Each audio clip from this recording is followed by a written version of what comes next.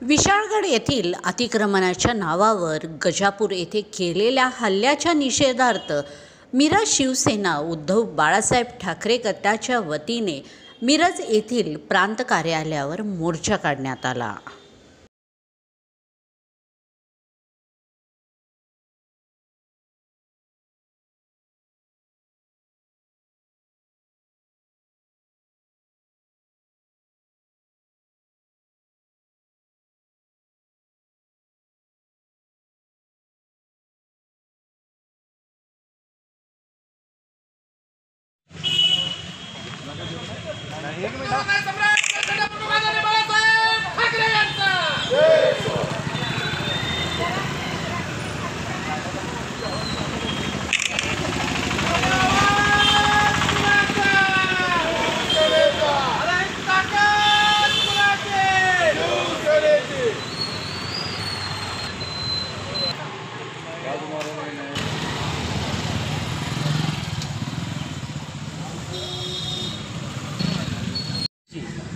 मुस्लिम बांधवांवर हल्ला झाला त्याचा मिरज विधानसभेच्या शिवसेनेच्या वतीने उद्धव बाळासाहेब ठाकरे गटाच्या वतीने आम्ही जाहीर निषेध करतो।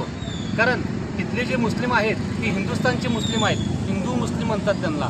तर हा भेदभाव न करता त्यांनी पहिल्यांदा वरती जे अतिक्रमण आहे त्याच्यासाठी त्यांनी नोटीस दिलेली होती, पण सर्व सकट न काढता त्यांनी जी नोटीस आहेत, कारण ते जुने काही लोक मला सांगितले 800 वर्ष झालं तिथं ते लोक स्थायिक आहेत आणि 800 वर्ष असताना सुद्धा त्यांच्यावर आता जे काय हे बडगा घेतला तो चुकीचा आहे। कारण ही आता पुढची विधानसभेची इलेक्शन बघून जर ते हिंदू मुस्लिमचं जे महाराष्ट्रामध्ये जे आता लोक व्यवस्थित भारतात नांदतात काम करतात आणि ह्या जे विषयावर जर विषय घेऊन जर भांडण होत असतील तर ह्याचा आमचा मोठ्या प्रमाणात मिरजेतून आणि सर्व महाराष्ट्रातून शिवसेनेच्या वतीनं आमचा जाहीर निषेध आहे। आणि जर असंच जर चालू ठेवलं तर सर्व लोक पुढाकार घेऊन पुढे याचा परिणाम भोगायला लागेल अशी आम्ही चेतावणी देतो।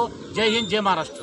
बाळासाहेब ठाकरे गटाच्या वतीनं किंवा या पक्षाच्या वतीनं मिरज तालुका मिरज शहर यांच्या वतीनं इथं निवेदन देण्यात येत आहे। तहसीलदार प्रांत कार्यालयामध्ये आम्ही सर्व पदाधिकारी शहरातली ग्रामीणमधली असंख्य कार्यकर्ते इथं आलेलो आहोत। इतर समाजाची देखील लोक इथं आम्हाला पाठिंबा देण्यासाठी आलेले आहेत। त्याचं कारण एवढं की देशामध्ये आतंक पसरत आहेत, देशामध्ये जम्मू काश्मीरमध्ये रोज आपले शहीद जवान होत आहेत, याच्याकडे केंद्र सरकारचं लक्ष नाही आहे, त्याबद्दल राज्य सरकार कधी बोलत नाही आहे। आणि नको तिथं नाक उपसून परवाच्या लोकसभेला यांची जी पंचायत झालेली आहे यांना लोकांनी कसं डावलेलं आहे, ह्याच्यावर कसा पडदा पाडायचा आणि लोकांच्यात कसं यायचं, त्याच्यासाठी यांच्याकडे एकच पर्याय उरलेला आहे, तो म्हणजे जातीय दंगल करणं। आणि जातीय दंगलीच्या नावावर विशाळगडचा मुद्दा त्यांनी घेऊन आज हे जातीय दंगलीचं प्रकरण महाराष्ट्रामध्ये गाजवत आहेत। हे पूर्ण राज्यभर गाजावं, देशभर गाजावं असं या मिंदे सरकारची आणि यांच्या पाठीमागे असलेली अद्भुत शक्ती, ज्यावेळी सरकार स्थापना होत असताना हेच मिंदे सरकार सांगत होतं की आपल्या पाठीमागे अद्भुत शक्ती आहे, तीच काही अद्भुत शक्ती असं आम्ही ठामपणे विचारतो।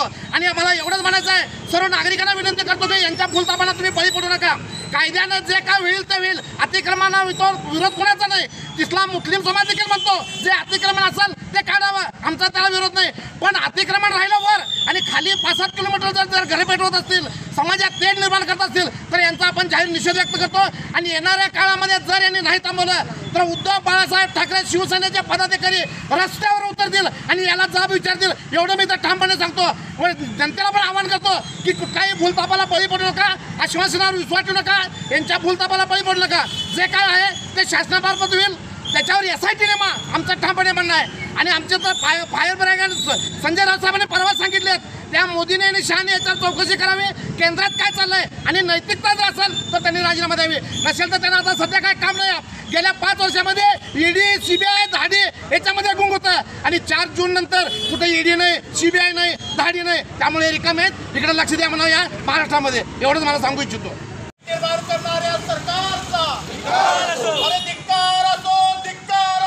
राज्य सरकारचा अधिकार असो, जातीमध्ये तेढ निर्माण करणारे